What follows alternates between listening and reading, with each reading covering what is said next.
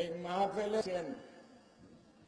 আমি মহিলাদেরকে লেখাপড়া করার জন্য আদেশ দিতেছি, কিন্তু লেখাপড়া করবেন আমার ভগ্নীরা আল্লাহর ওয়াস্তে একটু পর্দা পশিদার মাধ্যমে করবেন, এইটাই বলছি।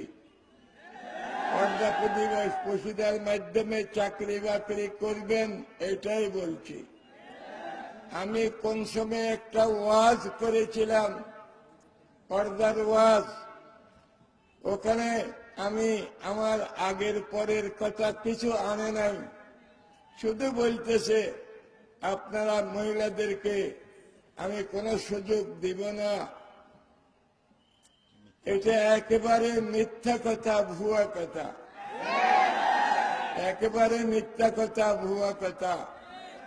আমি মহিলাদেরকে রানীর সাথে তুলনা দিয়েছি, রানী রানী।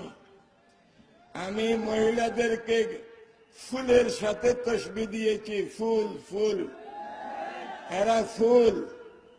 শুধু একথা বলেছিলাম, ফুল দেখলে সবাই নাকে লাগাইতে চায়, ফুল দেখলে সবাই কি করতে চায়, নাকে লাগাইতে চায়, তার ঘ্রাণ নিতে চায়।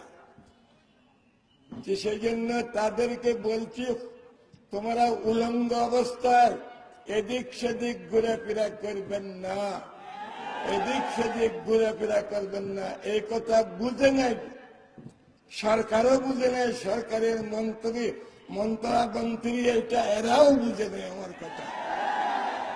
এই মন্ত্রীরা যারা বলতেছে, মিথ্যা অপবাদ দিতেছে আমার উপর, এই মন্ত্রীকে আমার কাছে নিয়ে আসেন, আমি একটু সুন্দরী মহিলা ওনার কাছে বসাইয়া দিব, 2-4 মিনিট কথাবার্তা বলুক তারা, তারপর মন্ত্রীকে জিজ্ঞাসা করব, তুমি যদি পুরুষ হইয়া থাকো তোমার দিলের অবস্থা আমাদেরকে বতাও।